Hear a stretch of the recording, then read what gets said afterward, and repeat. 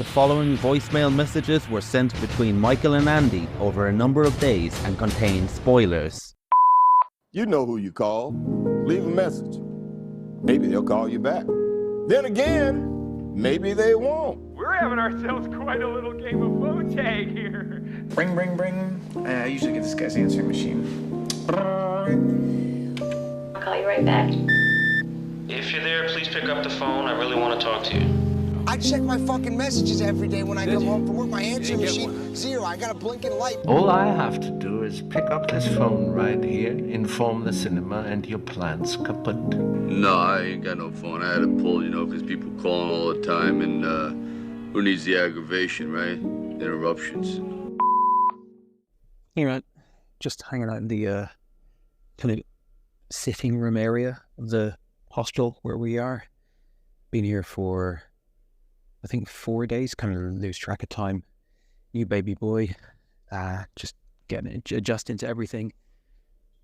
And I've probably had about, I don't know, at this point, probably about 5-6 hours sleep across the last 4 days, which is a lot compared to where I was 24 hours ago. So, yeah, got a bit of sleep in me, but pretty exhausted. Been watching loads of movies, just turning to the streaming services and just browsing until I find something that looks like it's not going to demand much of me. Some movies that I've seen before, and then some that are maybe more kind of genre pieces that I feel I can kind of click into quite easily. I noticed The Pledge was on something, I think Netflix, this morning, and I'm not sure if I've ever seen it before.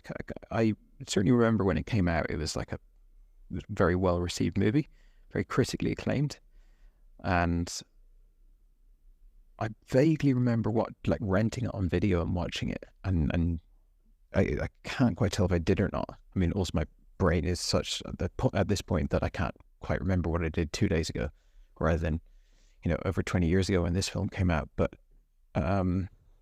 yeah, watched it now, and I enjoyed it.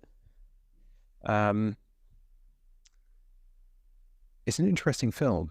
I mean, for starters, there's a hell of a lot that I really like about it. I think it's the third film that I've seen that's directed by Sean Penn, and now having seen 3, I can really identify that he has a very strong, persistent style across the 3 movies. Them being Into the Wild, one that came out a couple of years ago where he plays a bank robber that I didn't think was great, but has a very, very similar, or has several sort of flourishes that pop up in Into the Wild, and this music and little kind of atmospheric shots and a real kind of lo-fi rough and ready aesthetic a lot of the time. And also he seems to really just kind of populating his films with people that feel quite genuine, look quite genuine, kind of walking the line between non-actor and actor, and then also just modern folkloric Americana tales. There's a lot of overlap, I think, across those 3 films. Can't remember the name of the more recent one, but again, didn't think it was great. That was the only one that he acted in, and I believe his daughter, him and Robin Wright's daughter, played the lead in the movie. Robin Wright, of course, in The Pledge. Absolutely stacked cast. I mean, the cast is phenomenal. We watched Manhunter quite recently, and I think we were talking about how Tom Noonan's career has been held back a little by the fact that he's just naturally creepy, and if you haven't got a creepy character, then what do you do with him? Well, this film has a creepy character. I liked the music, the sound. I liked Jack Nicholson's performance a lot. I really, really liked it, actually. It's very rare that you see someone who has such a legendary career, and then that late in their career, they're doing work that good. I mean, I happen to really like his performance in The Departed, but I think that's quite divisive because it's such a big camp performance. If you just want classic 5 easy pieces, naturalistic, understated Nicholson, well, understated is maybe not the right word for classic Nicholson, but this movie is just up there with his best acting, I think. not up there with his best movies. A lot of his best acting, it happens within masterpiece level movies, and this is not a masterpiece of a movie, so it's not all playing together as well as it has been for some of his movies, but at the same time, it's really, really good, really strong. And I think the acting in general in the movie is good. And just very absolutely stacked cast. I love serial killer stuff. I don't know why. It feels a bit dirty how much I like it. I don't know why I like it that much.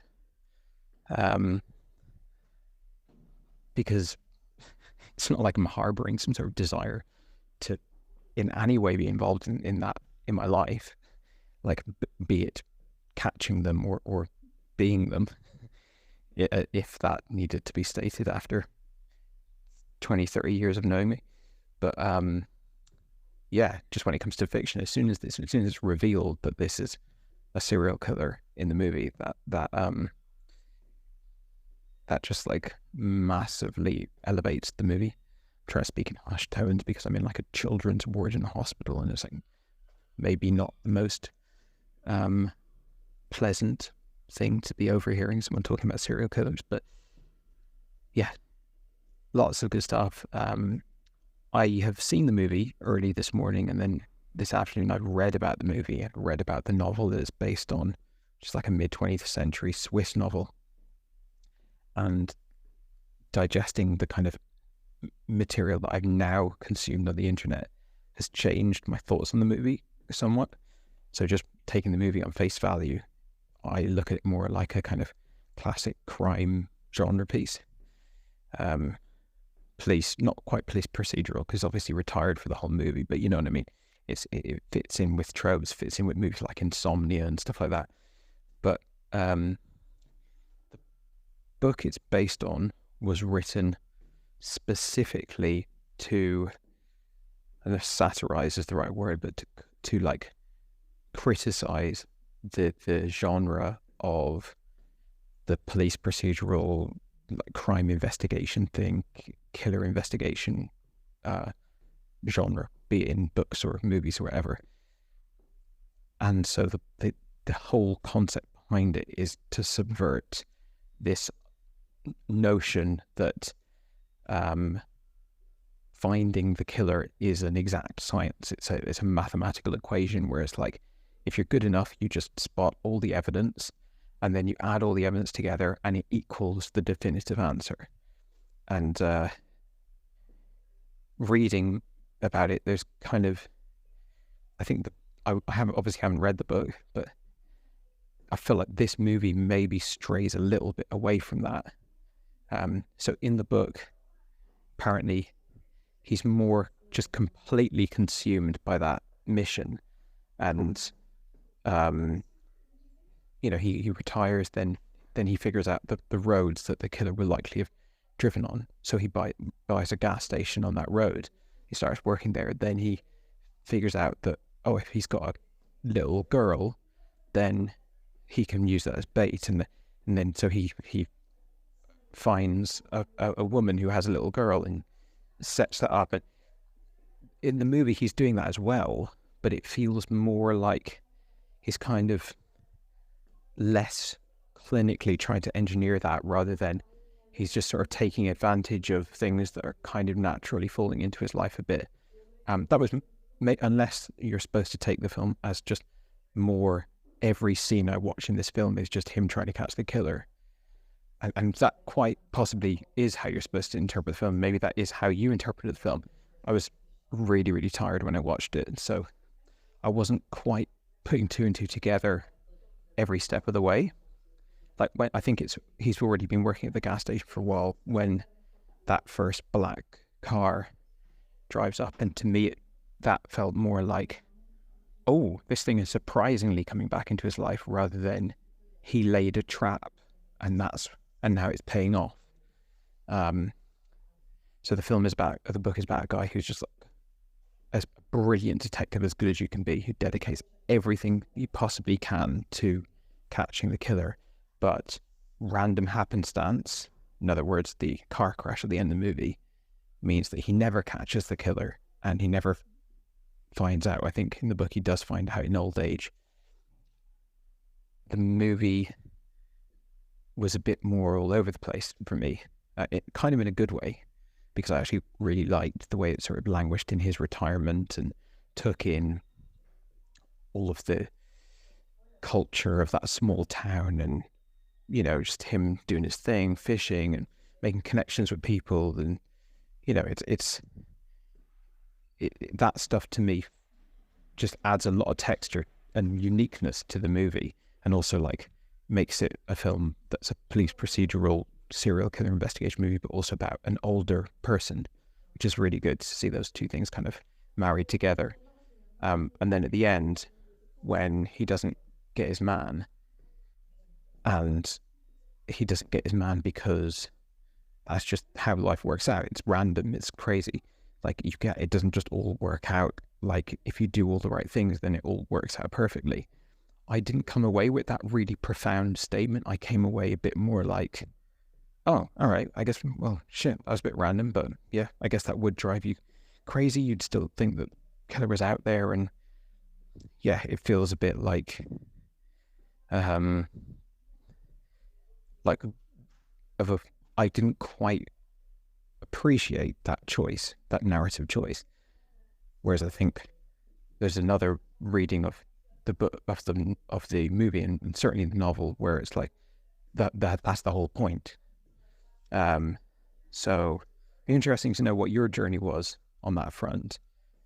I mean, it makes total sense. It's completely realistic that like the killer could just randomly get in a car crash on the way, but I guess we're just not used to seeing that in movies. And again, that is the point. It's to subvert convention, but that's always a difficult thing to do, especially when you've got an audience of people like me who just love their quite formulaic and generic police procedural investigation movies. We don't even find out who the killer is. And there's a few kind of stretches there, like, okay, so Tom Noonan's not the killer, but he does have loads of porcupines around him. Like that, and he's a giant essentially, and dresses all in black because he's a preacher. And that felt a bit like, okay, are we supposed to take this as realistic? Because this doesn't feel realistic. This feels too far, which is fine if that's what we're doing here. But sometimes I felt the movie was a bit kind of, I don't know, like almost undecided between the level of realism and the level of like just making it a bit more arty that it wants to go for. I thought there was a few other slight missteps. Like, I don't know why Benicio's playing a Native American. I'm not criticizing that on the grounds of like representation or something, but I just don't buy it because he's a super famous actor that we all know. And I think if I had never laid eyes on him before, I still would think he doesn't look like a Native American. But when I have laid eyes on him many times before, it's just a very strange choice. He's an absolutely phenomenal actor, one of my favorites, but it's a small enough part that you can, I'd imagine, quite easily fill that with a Native American. And why does he kill himself? And it just feels a bit too neat. So there's bits of the movie where it feels shaggy and it feels a bit like loose and explorative and atmospheric and arty, and then there's bits where it feels like they're just like too quickly trying to tie something down into a tight plot point. So yeah, there were things like that, I suppose, take it from me away from the best in its genre. But glad to have caught up with it. Liked it quite a lot. Find that type of movie very, very watchable, very easy to watch. I mean, I've been watching movies like an absolute fiend here because basically I'm just up all night, can't really sleep, have to do something baby related every 20 minutes. So I just might as well be kind of marathoning these movies. And I watched Kiss the Girls the other day as well, which is like a way more lowbrow and way less arty serial killer investigation movie. And again, just like we're working out who he is, what he likes, the killer, the profiling. I love all that stuff. Just as soon as we click into that that focus, I'm very much at home with it. So I think with some genres of movies, I need like a 4-star or maybe even a 5-star version. Whereas with this, I kind of need like anything over 3, and I'm like thoroughly entertained. So yeah, Pledge, certainly 3 stars, if not 4 stars. Not that I use star ratings. I don't know why I'm clicking into that, but it is a better than average movie.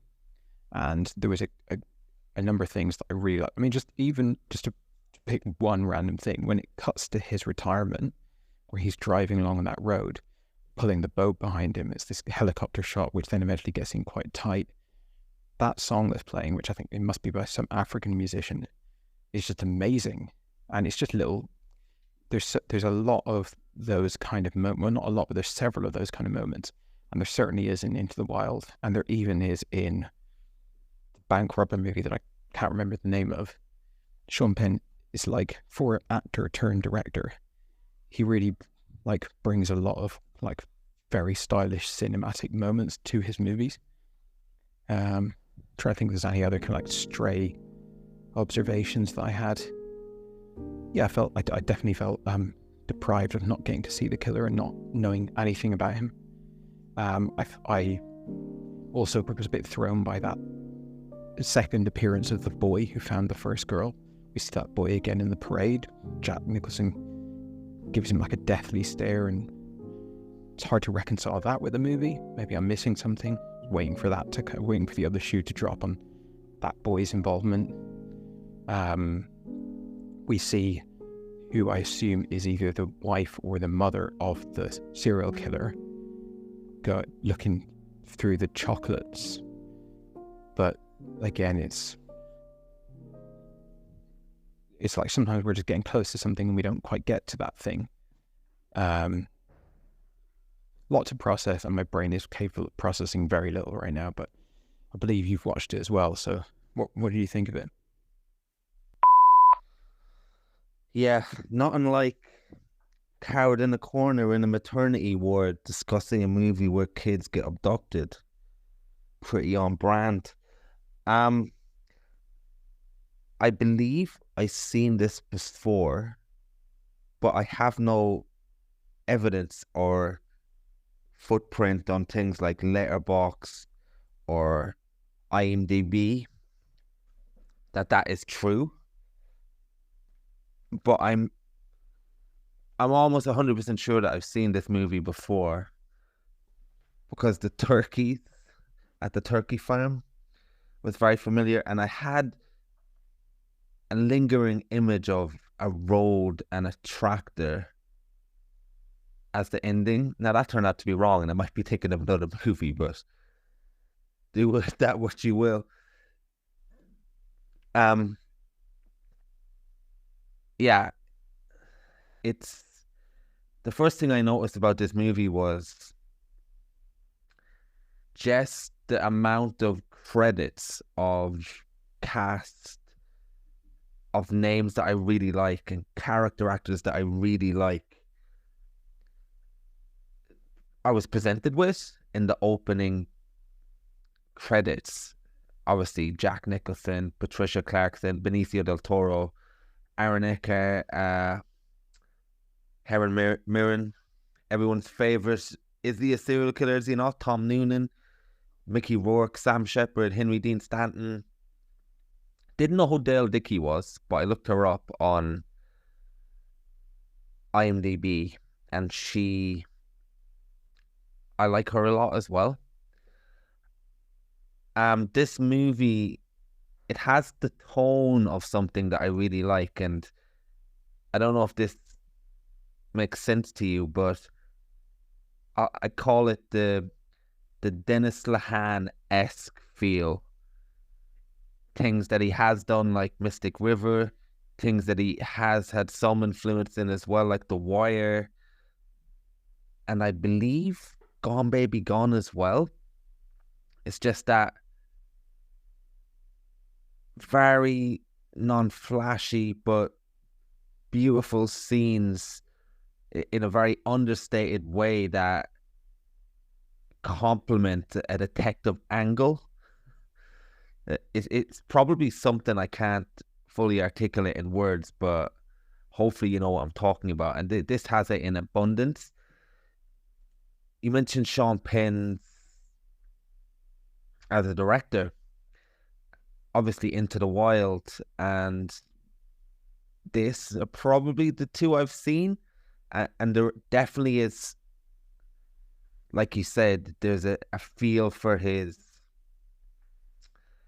style. He's definitely got a particular style. And just looking at this, he's also done The Crossing Guard and The Indian Runner, which I haven't seen but are both on my watch list. And I'd very much like to watch those movies. I love Jack Nicholson as a performer. I didn't realize that The Departed was so divisive. I guess I can see why, because he goes very big. It's interesting in this. The Pledge is 2001, and About Schmidt, God, you haven't slept in days, and I haven't eaten, so I'm now forgetting one of my favorite directors, Alexander Payne.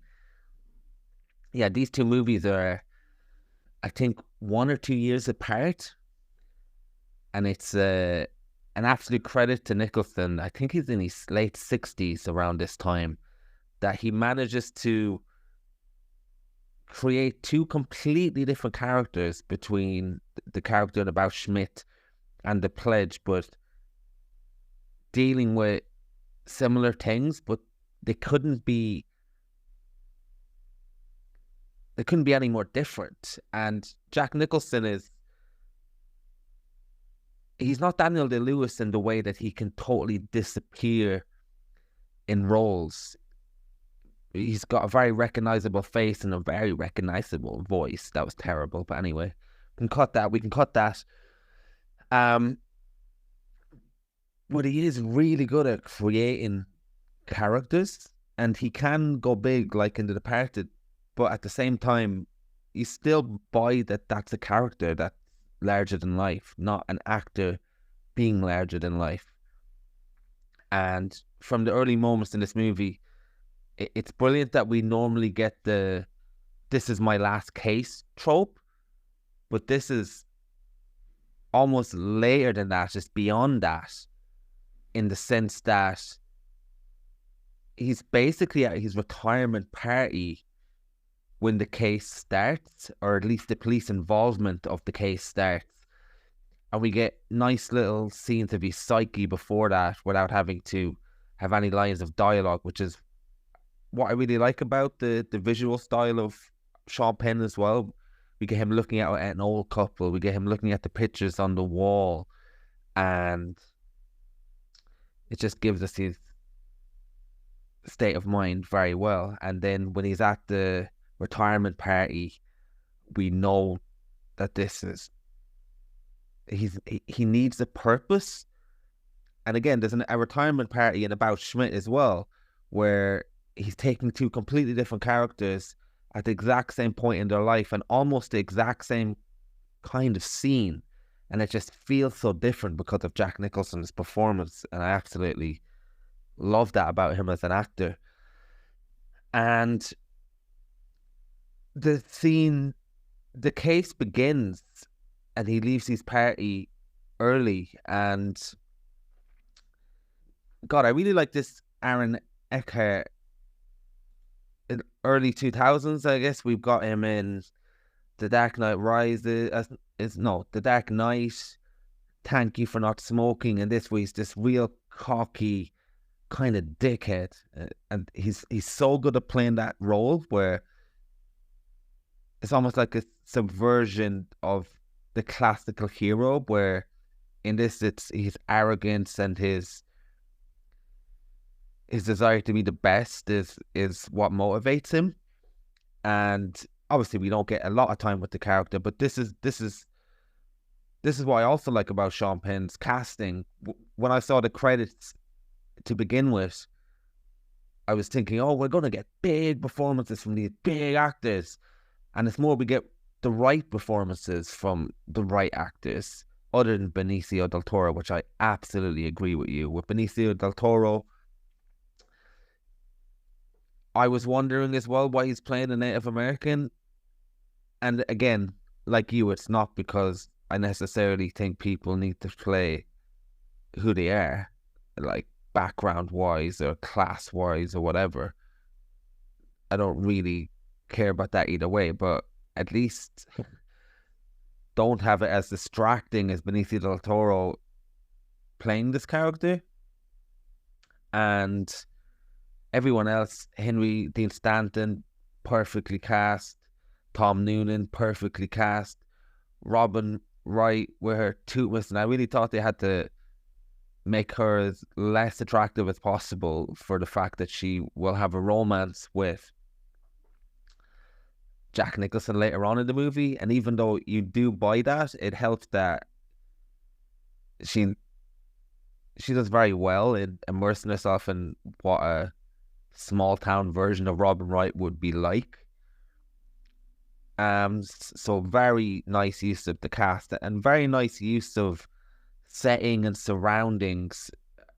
A good detective story and a good serial killer movie needs these kind of different environments, and the sweeping mountains, the different seasons, the small American town aesthetic really made a difference as well. And from sometimes we get things like New York, sometimes we get things like Chicago, sometimes we get Texas, but I really like this version of it. We get these nice kind of moments like the turkey scene I noticed as well, that I referenced earlier, should I say, where these choices of setting the scene in different locations just really adds to a kind of feeling. He's very good at capturing feeling and things like that in The Pledge. Now, I know nothing about the book. It seems like you've done a bit more research, but for me, 1 second. One of my cats opened the door and the TV is blaring. Right, let me just close that. What was I saying? Yeah, so for me, this isn't so much about if he's going to catch him or not, or there's even a case in a way that can be made that there isn't a serial killer. And that would tie more into the thesis of why is Tom Noonan looking so creepy, and why is all these different things maybe not adding up. And I think it's got to do with purpose as well. Now, I'm not fully making the case that I believe that, but regardless if there's a serial killer or not, the central themes of what I'm about to say ring true to the character played by Jack Nicholson, I think. And it's about how a cop needs cases to find a purpose, that trope, and what happens when you don't have a purpose. And do you need to be solving things to have a purpose, especially when you have nothing else? And if you haven't dealt with your own trauma and your own toll that the job has taken on you, how that manifests itself in your life. And I feel like from a psychological standpoint, a lot of The Pledge is about that, where if you've seen the most horrific things, and if you've lived the most horrific things, and if you've not got closure in the most horrific things, like these murders, that you have to find connections and that you have to find meaning in things. And even if that meaning is there's one person doing this and I need to solve this, he makes a pledge to the mother of a victim, and I feel like the weight of having to solve something that's unsolvable almost drives him down this road to an extent. Now, from my point of view, I do believe there's a serial killer, but maybe that's because I like the genre, and maybe that's because the movie was very suggestive in the genre elements that it manifests. And when I say there's a serial killer, I mean, I think Jack Nicholson's character is right that it is all connected in this way, and he's on the right trail. However, regardless if he's right or wrong, the toll it takes of past hauntings of things you've seen, and when you're trying to live a life, how you can't shake those experiences. I thought that's where this movie was very interesting. Like you mentioned, you felt he was trying to live his life, and he buys the gas station, and then the black car sparks him. But I think there's a hell of a lot of things that are constantly on his mind. And there's a scene where he's driving before that. I don't know if you've clocked it, because he said you were tired, but he sees how far the towns are from this central point, and then he goes to the gas station, and then he offers to buy it, because he realizes this gas station would have been the central point of all these towns, of these 3 locations. And I think that's why he does the gas station thing. But yeah, I think the psychology of a cop that will never find an answer, potentially, and on the hunt, and is clever enough to solve this. But like he said, it doesn't mean just because you're clever enough to solve this doesn't mean that you will solve this. Is a great thing to observe on screen, I think. And the way the movie concludes, actually, just before I talk about how the movie concludes, I think there's evidence of that psychological side in the scene where he drives through the fields when the girl gets invited to the church, and then he busts in the church door, and there's a flash of him imagining the girl dead, and imagining the Tom Noonan character as this psychotic maniac doing this killing. I feel like that is a flash of what's going on in his mind all the time, and that's the time Sean Penn's directing allows us to see it. And it makes me wonder, in scenes where he sees the family later driving by the gas station, the Patricia Clarkson family of the girl who was first murdered, or when he sees that boy, is it really that boy, or is it just the boy that reminds him of that boy? And it's just something that he can't shake, and something that he can't get away from. And it's as much that he can't solve the case as much as that he can't erase what he's seen and the most fucked up things he's witnessed. And that's what I felt about the movie, and I feel like that's where we get that devastating conclusion where either he is onto something or he thinks he's onto something, and he's about to get closure, but obviously you can't get an emotional closure on things that are just nobody should see. And he even mentions that in the scene with the first murder, where the dad wants to see his dead daughter, and he's like, you don't want to see that. And he's like, why can't I see that? He's like, we didn't even want to look at that. Like, that's the gravitas of the situation, and it does a really good job of showing the toll in a very subtle way to a lot of the officers.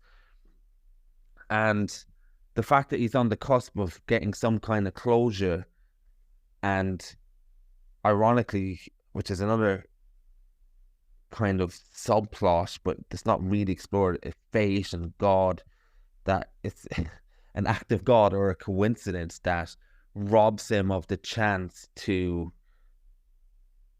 get some kind of closure with this killer, which again, I believe he's on the right track, but it robs him of that answer to his question, like, who did it? Will I be able to solve this? It's indefinitely a no when the person doesn't arrive and they see him in this sad state, and he snaps. He snaps because he's not able to let go. And I wonder what would happen if he solved the case. Would there be more cases to solve? And would he just never be able to let go? That's an even more interesting question to me. But the way the movie ends with the car crash and the cutting back and forth to the burnt body of what we presume is a serial killer, and Jack Nicholson just waiting and talking to himself at the gas station that he bought, which is now closed. It's a really good ending for a serial killer. It's up there with Seven in terms of the endings. Probably not as good as Seven by any means, but it's one of those endings that is very different to the conclusions we're normally used to. It's the same way in Seven, where it doesn't matter if the serial killer got its comeuppance in terms of retribution by Brad Pitt, because the serial killer, Kevin Spacey's character, his plan worked, so it robbed the moment of having the weight it should have in the way it would have in another movie where they just kill him. And in this, obviously we want to see the serial killer burn in a car, but because we want Jack Nicholson's character to get his answer and get his conclusion,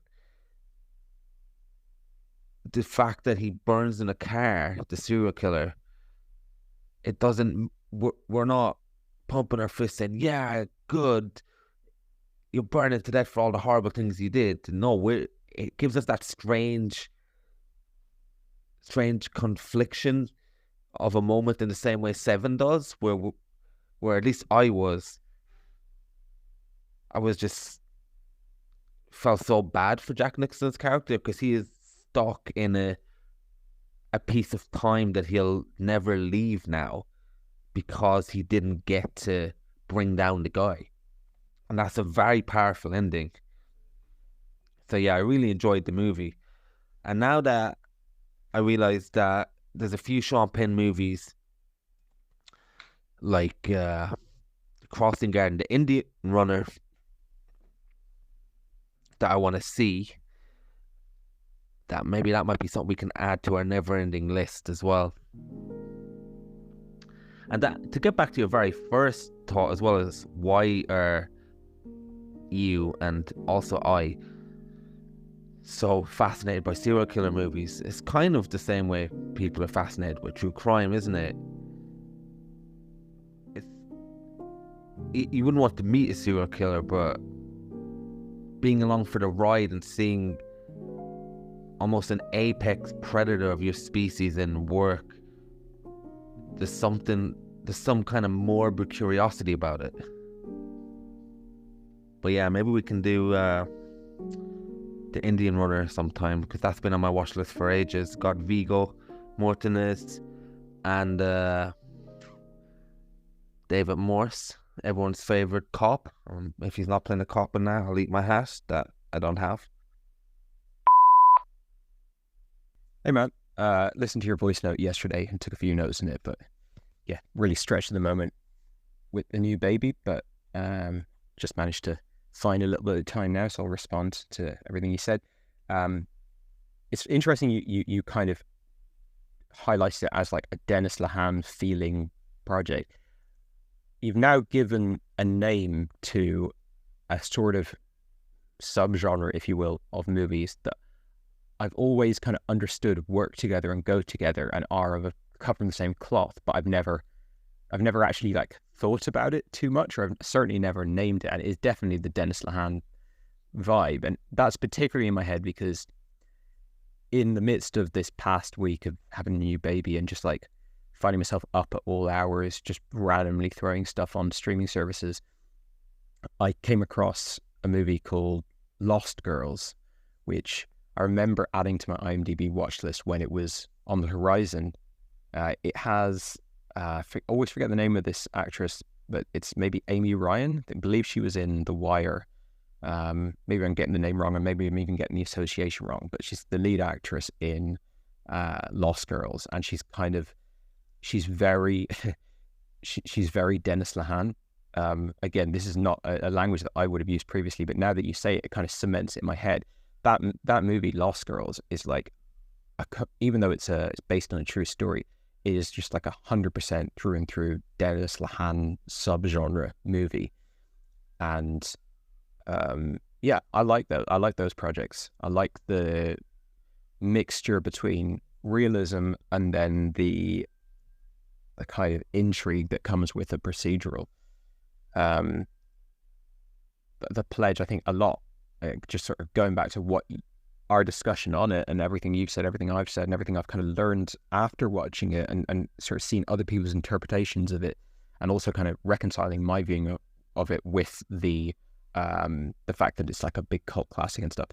A lot of it kind of comes back to this interplay between the sort of cinema verite realism of it and the more thrillery police procedural serial killer investigation type thing, and that, like, managing that and finding a way for them to coexist in a way that works and doesn't kind of drown out one half is the Dennis Lehane model to some extent. I think you're quite right that I was very tired when I was watching it, and I missed certain details, like that thing that you said about he goes to the gas station specifically because he's identified it on a map as like the sort of nodal point between all of the different murders.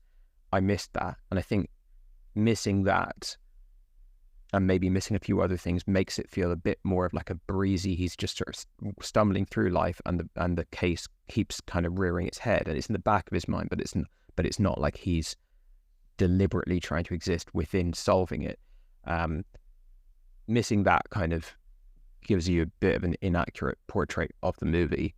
But at the same time, and this is obviously not something that comes from the screen, but coming from Wikipedia after watching it, I've read an interview with Tom Noonan where he says that this film was being made around the time that Battlefield Earth came out, Battlefield Earth being probably the most famous box office flop of all time, like just a complete disaster of a movie, and was like almost like Heaven's Gate, where that like shut down an entire studio. Like Battlefield Earth, when it came out, it definitely had a big ripple effect, and one that you wouldn't have predicted because it's not, this isn't a big sci-fi blockbuster, but everyone was kind of like tightening up and going, look, we can't afford any more misfires for a little while.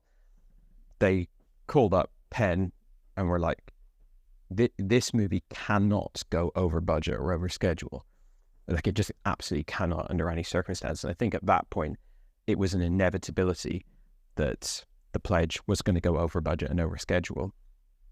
And it was kind of impossible for that to not be the case. So they ended up just not filming a bunch of scenes. And I don't know what those scenes are outside of how they pertain to Tom Noonan's character. But one of the things that they would have done would be clear up that Tom Noonan isn't the killer and that he's like a good, decent guy. And I'd imagine give more context to the killer itself or himself or whatever.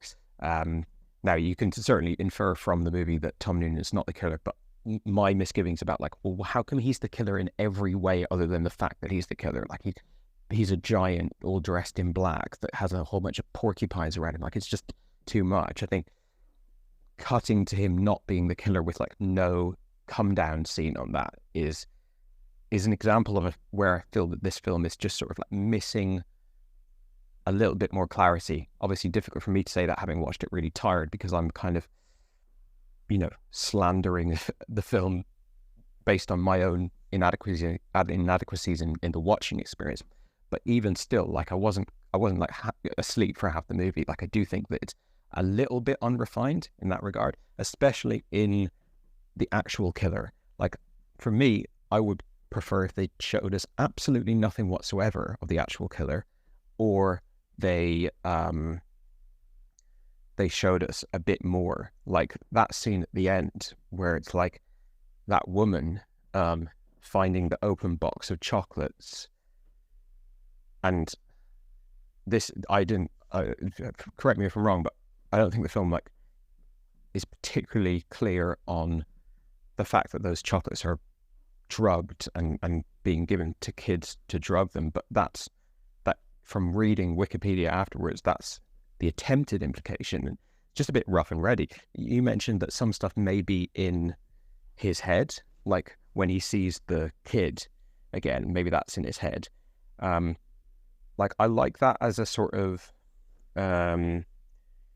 fan theory type thing. It's interesting. Like I always like when you can kind of watch a movie and there's like a really interesting reading of it that actually is supported throughout the whole movie and kind of works. But I feel like if you don't have that reading of it, and I didn't, I took it as like that scene when he sees the kid, he's just seeing that kid because, you know, he's in a relatively similar area. Maybe that kid's moved to that town or whatever. And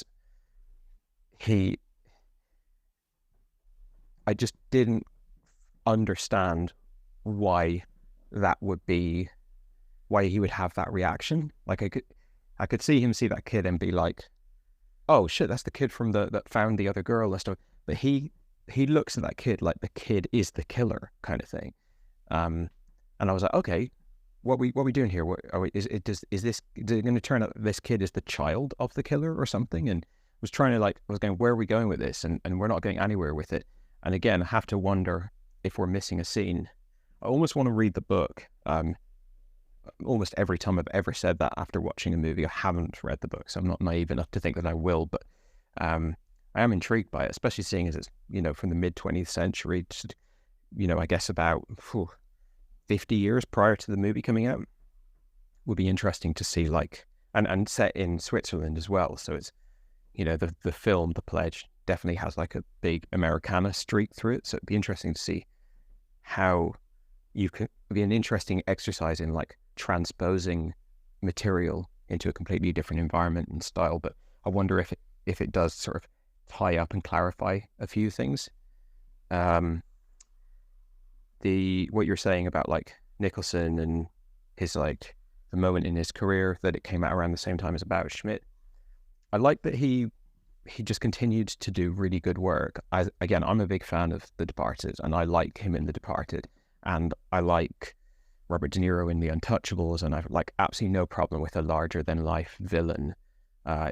It's hard to pull off, but I think, you know, Scorsese and Nicholson are going to pull something like that off. But About Schmidt is a brilliant performance, and this I think is a really brilliant performance. I mean, I actually think it's the best thing about the movie, and I think Nicholson doesn't always work for me fully. Even in his heyday, he's sometimes just a bit overbearing, and also I adore him, and I think he's amazing. So it's not like I'm undecided on him in general, but seeing how good he is playing a kind of understated part like this is just brilliant. It's brilliant to see that. I'd imagine that the year The Pledge came out, this Nicholson performance would have been one of the best performances in Hollywood that year, which is amazing for someone at his age at the time. And I also love that, like, unlike, let's say, Morgan Freeman or Michael Caine or a lot of these kind of elder statesmen of Hollywood, he's not just constantly bringing out terrible movies. He's kind of wound down his career in a way that is consistent with a really strong body of work. At the same time, if you want to keep like making shitloads of money like De Niro, whatever, like fair play to you. But from purely audience perspective, it's good seeing that. The Robin Wright Penn at the time, I suppose, Penn romance. You, I think, refer to it as a romance. Wikipedia refers to it as a romance. I know it is supposed to be a romance. I missed that they were dating, to be honest. I thought it was a sort of companionship thing, like a really strong and important and sort of committed platonic relationship. That's how I interpreted it. I wonder, did I miss a scene of them like kissing or like embracing? I didn't actually notice any physical intimacy between them. It's hard to know how much you've missed when you're kind of a bit dozy when you're watching something, because you don't really account for the lost time. I felt like I watched almost the entire movie, or kind of felt like I watched the entire movie, but now clearly didn't pick on that scene of him like checking the maps to find the gas station. So I could have perhaps missed other stuff. But it's interesting when a movie shows a relationship but doesn't show it with much physical intimacy or any, from what I picked up on, because it like that is realistic. Like if you just like randomly go up to a couple, like just a random moment and film them, like there's a good chance that they're just like standing a foot away from each other having a conversation rather than like embraced. But movies usually telegraph stuff more clearly, and with the age difference between them, and with me not feeling like Nicholson was really looking for that, which arguably you could say he wasn't, and he was purely in it so that he could use the kid as bait. But it was interesting how that was handled.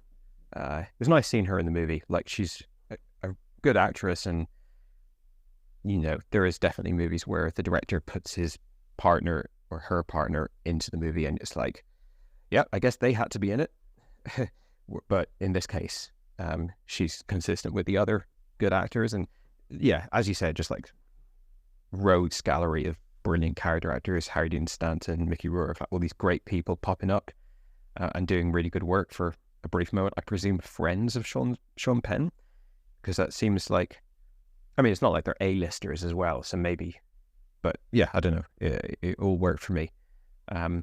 We did have like we had quite different readings of the film beyond the kind of whether or not some stuff is imagined and in his head, but just on a broad thematic level. I think you seem to have watched it as like a film about obsession and about purpose, and you've said things like, what if he had solved the case, would that just have inevitably just dovetailed into him having to solve another case, and he can only function as a detective on the hunt, and that is his whole driving thing. I mean, I think that's certainly the sense of purpose and obsession is consistent with what I've read after the fact as like what the film is going for. Again, I think, although your reading's probably closer to like what is actually the intended reading of the film, for me, that would have been a bit clearer to, like, if I had read the film that way, that it is a film about obsession, and he certainly is obsessed at the end, but if I'd read that the entire film is a film about obsession, then that would have been a kind of more satisfying package, I suppose, because then you can just put it into that box, and if everything's kind of working to that end, then it feels like a much less shaggy movie and a more like pointed, it's a film about X, and easier to kind of interpret. Whereas for me, the murder, let's say the murder mystery or the murder investigation, didn't feel like his driving force the entire way through the film.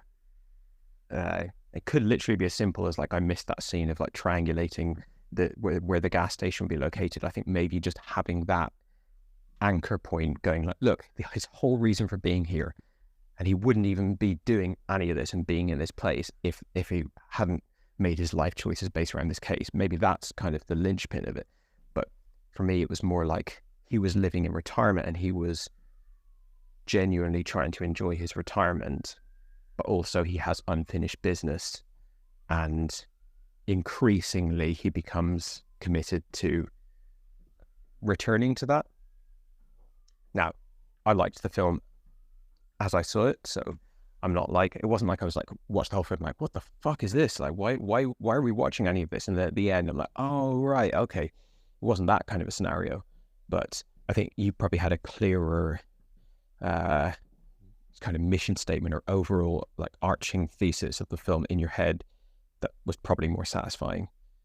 But yeah, I liked it a lot. And I think just coming back to the atmosphere that Penn is capable of creating, like most in this film and in Into the Wild, which are very, very different films, but I think both of them, like when people watch those films, they feel that they evoke a life and a lifestyle and an environment and the passing of time and a culture really, really strongly, which is commendable for a actor turned director. Often I feel like actor turned director is like, I just want to prove that I can deliver a movie on time and it's like professionally presented. So they just seem like very generic kind of cookie cutter movies, whereas he feels like more of an auteur, more trying to do something interesting. And I think like pretty successful here. I probably prefer this to Into the Wild, even though I think Into the Wild is a better movie in terms of it's there's nothing missing from it. But just because this is a serial killer investigation thing, which is more appealing to me. And also Into the Wild, when Into the Wild came out, I was like in the middle of like 10 years of backpacking, and literally every single person that I know is like, oh, I just saw Into the Wild, it reminded me of you. So it's like, I was I'd pretty much done most of the stuff that he gets up to in Into the Wild.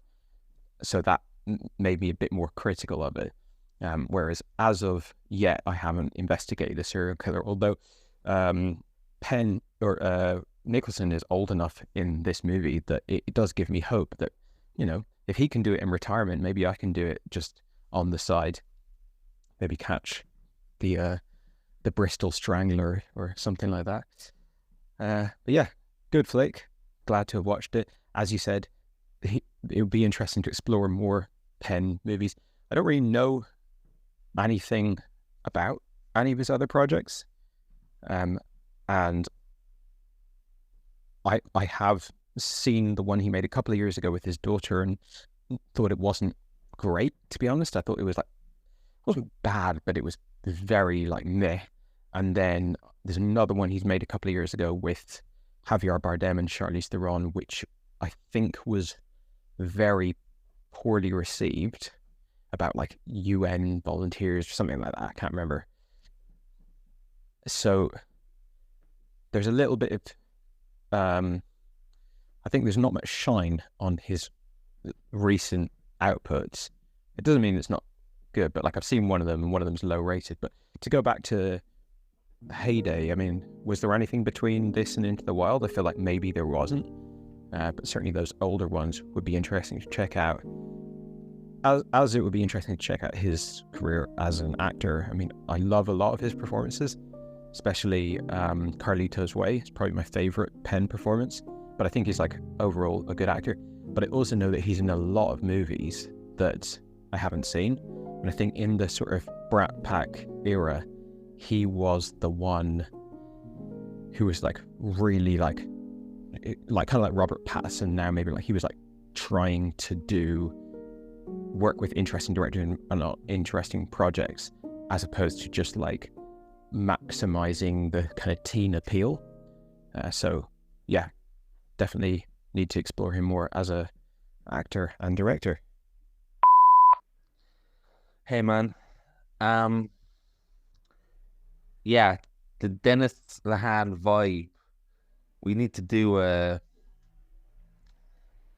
list of all the movies that have that, whether he's involved with directly or indirectly or not at all.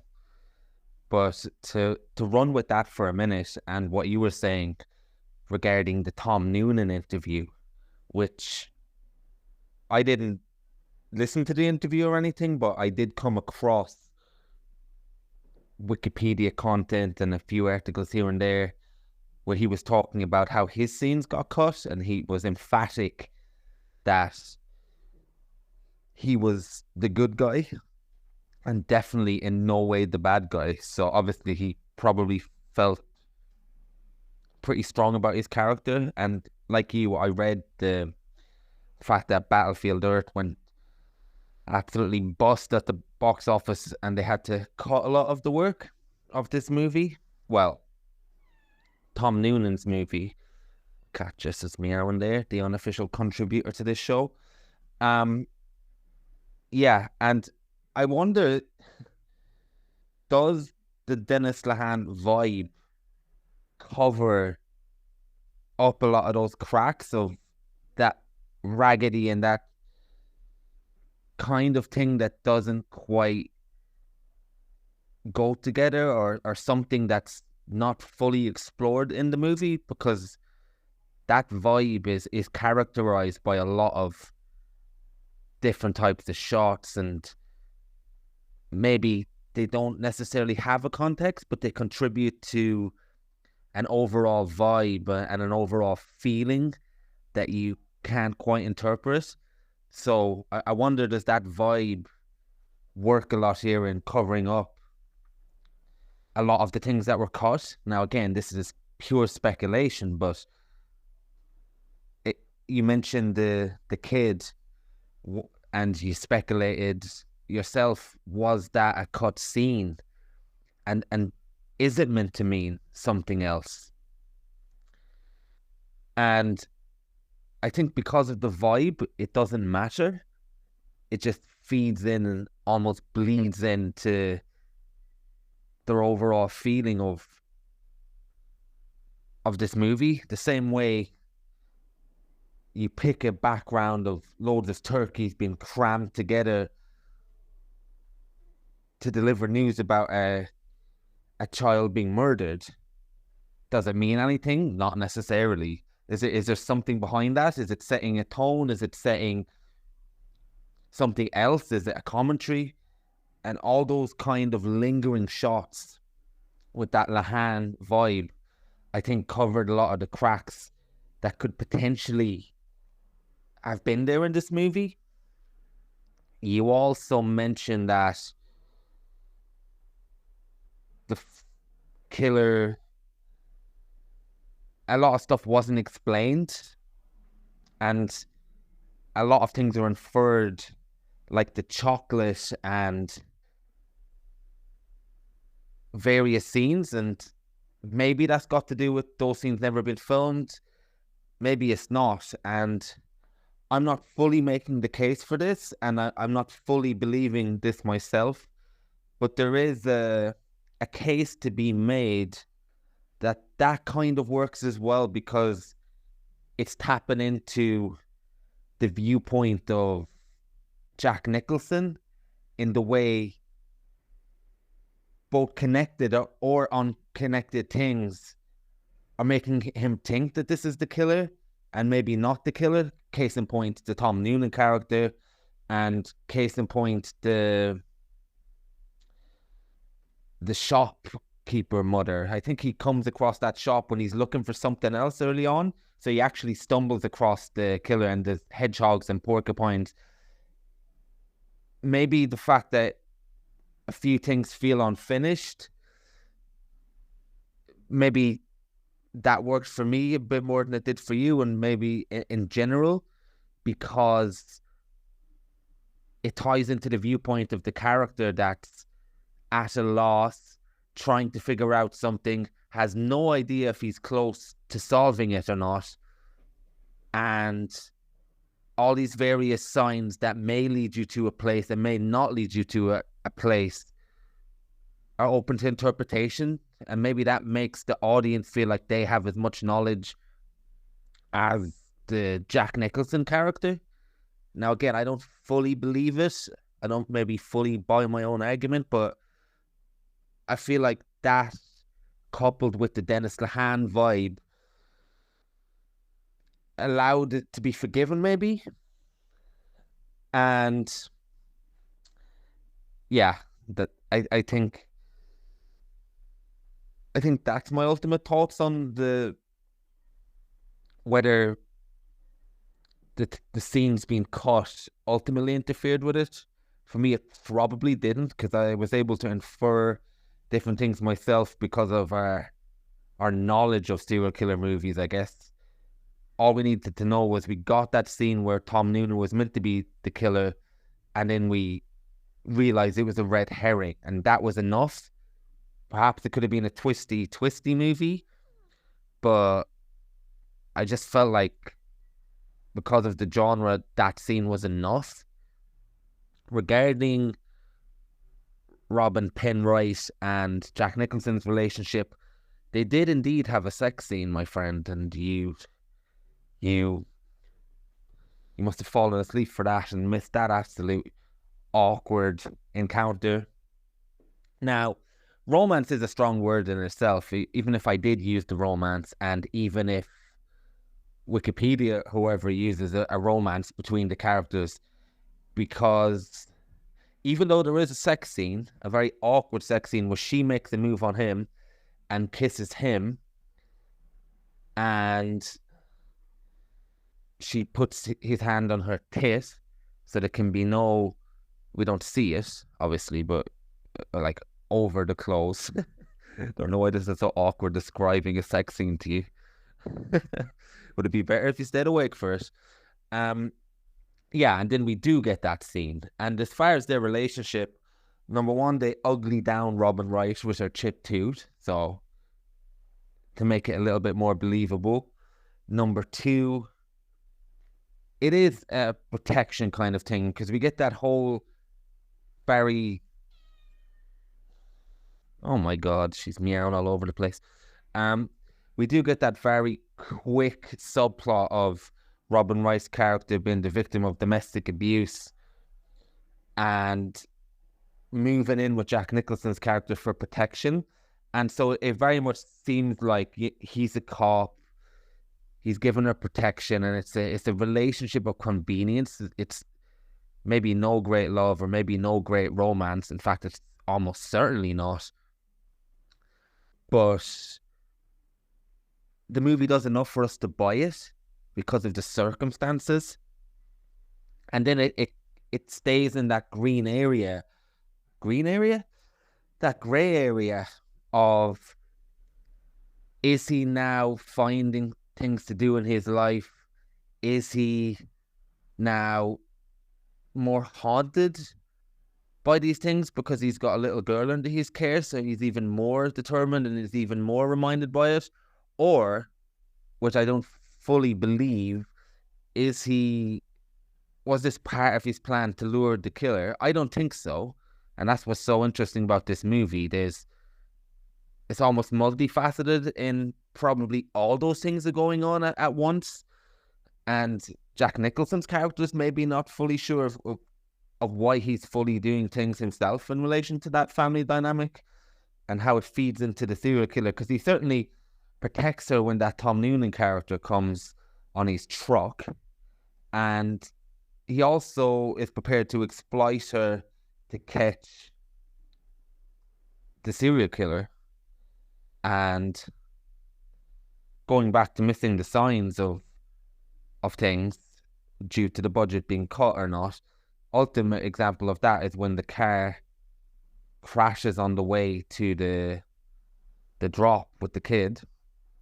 It's almost, how close can you be to something and feel that you're close or not feel that you're close to something? I'm trying to think what else you said now about investigating the crimes of Bristol. I mean, there's still time, man. There's still time. I mean, we did talk about starting up a WhatsApp group of solving the most minor crimes everywhere. So, you know, there's still time. And regarding Sean Penn's back catalogue, the Indian Runner and the one with Jack Nicholson before this are thought of fairly highly. And like you said, a lot of his later movies, should I say, seem to have stunk out the joint. But yeah, something to think about. Yeah, I mean, it's becoming increasingly apparent that I missed significant amounts of this movie. I mean, I guess I watched it halfway through a 4-day period over which I got about 6 hours sleep cumulatively. So if I caught myself dozing off in the movie, I'd go back to where I last remembered. But apparently that wasn't a watertight method because I didn't remember they had a sex scene. It's funny, it's just a testament to how good of an actor Jack Nicholson is that he could make it seem unbelievable that he'd be with this girl when probably behind the scenes Jack Nicholson at that age was probably dating Miss Universe or something. But yeah, that felt a little bit like I was unsure. Maybe it would have benefited from the sex scene, like from me actually seeing it, because then I'd be like, okay, concrete, this is their relationship. And just like buying the gas station, I took that as like he's retiring, he wants the simple life. But you know, it felt more like the murder stuff was just sort of like coming back to haunt him rather than he's actually chasing it for the entire movie. Might be worth a rewatch for me. But as you said, the Dennis Lehane vibe, or just whatever Sean Penn vibe, because it continues across his filmography as well, like it does help cover up cracks, narrative cracks. We'll never know what scenes were unfilmed unless the script might be available online somewhere. Might be worth reading actually, because usually I couldn't care less what scenes are deleted from movies, and it's almost always the case that all the crucial scenes are filmed, and you know, the scenes that either got deleted or never shot, they might have made the film better or worse, but like it's rare that they would be necessary to clarify plot points, because 99% of films, you know, whatever you want to say about them, they might be terrible, but they're very intelligible. You can follow everything that happened in it. In this one, just putting the tinfoil hat on and speculating what scenes or what was missing, I do think that there was probably a fair bit of quite important clarifying material that never got filmed, specifically about the actual killer, because I can totally buy them just basically not featuring the killer at all, kind of like Zodiac does, where you could say that Zodiac heavily features the killer, depending on your opinion, but it in terms of like seeing behind the scenes serial killer type stuff, Zodiac keeps it incredibly mysterious and almost like he's like a haunting presence. And this film doesn't do that. This film has like more stuff going on, as you said, the shopkeeper and stuff like that. It feels like we're too close to getting more, you know, like they're I don't think they were aiming for less. I think they were aiming for more, and they didn't manage to get it in. What I was curious about, I didn't actually record this in my head, but when you see the that black car pull into the gas station, as kind of the first time that someone like arouses suspicion for Nicholson, and he has a little chat with him, I think, about like, you know, I always buy black cars, doesn't show the dirt. And then when he drives off, we see a close-up of the license plate. Like, it's clear that Nicholson is trying to remember that license plate. And then it goes away. We don't see him like calling up an old buddy to look up that license, you know, it's just kind of gone. And then at the end, when we see the black car driving to meet the girl and ultimately crashing, we again see a close-up of the license plate. And I was unsure if that was the same license plate, because if it is, we actually have a dialogue scene with the killer. And at that point, you're getting dialogue scene, you're getting scenes with his mother, you're getting this, you're getting that. It feels like we're just one or two scenes away from a bit more of a well-rounded portrait of him, maybe. And as we've said, maybe one or two scenes away from a more well-rounded portrait of Tom Noonan. I think Tom Noonan was speaking about his scenes specifically, but I took from that scenes in general weren't filmed, rather than just they didn't manage to do some Noonan-specific scenes. But of course, who knows? But yeah, as you said, the vibe, it's a vibey movie, which I like. I mean, that's why I like this movie quite a lot, because there's gaps in my understanding of it, which are sourced from my, bad watching of it because I was so tired, and maybe, some issues with budget and stuff. But if this film had been completely unintelligible, where I just didn't have a clue what was going on, I think it would have a lot of value with its music, with its sort of borderline documentary feel, which is very Penn, very Denslehan, very I don't know, just getting a slice of this little environment. I really like that. I love all the actors, both the ones that I was familiar with and then the many small part actors that I wasn't familiar with. Yeah, it's overall a strong movie, and it's this stuff of what's missing is quite intriguing. Like you said, with that kid that he sees a second time, it's why do we see that kid a second time? What's the point? Is the point that he's just trying to have a good time, trying to enjoy a parade, and then no, this thing is still out there and it's still a big thing? Or was there going to be a third scene with the kid, which, who knows? I suppose it is attainable knowledge if you read the book, and if the script is out there, then you can get it that way. But yeah, maybe I'm done deep diving into it. Good movie. And yeah, let me know if you watch some more Penn. I'll check it out.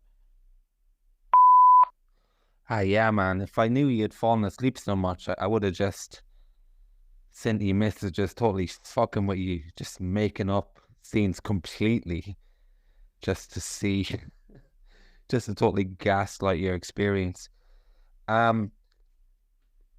mean, there's a difference between Jack Nicholson the person and Jack Nicholson the actor, because let's face it, it's the star power that gives them a date with Miss Universe, not his classically good looks. And I think Clint Eastwood made a mistake of this in a movie lately with Crying Macho, where he goes to this cartel woman's house and she's enamored with him, and she's in her 30s and he's just a normal guy. And for some reason she can't get enough of Clint's charms. And me and my friend were thinking, no, Clint, that's Clint the person, not the character. The character wouldn't get with this woman. And it was quite ridiculous. So it was good that Nicholson managed to, realize that it's the character that needs to be shown winning over the relationship of this woman. I'm just looking there because I was trying to find the extra information, but this is as far as my deep dive goes. But according to this forum that I've seen discussing the movie, there's a lot of confusion, people with Tom Noonan and thinking he was the killer. So a lot of people have watched this confused just based on this straw poll of people. But apparently the killer appears 5 times in the candy store, the clothing store, obviously stopping his car to swing, driving to park to meet Chrissy. He was the dead guy in the burned car. So yeah, very, very good 5 appearances there. But the first 3 are interesting because I don't even remember seeing him in the candy store. I definitely don't remember him being seen in the clothing store. The next 3, yeah, the killer appears, but we don't see who the killer is. But yeah, that's the end of probably my deep dive as well, because I could scour for interviews of what's been cut or not, but I'm happy enough with what I've seen anyway. But I'm definitely up for The Indian Runner maybe as the next Penn directed movie I would have a look at. Your mailbox is full. Please delete new or stored messages which you no longer need so that new messages may be received.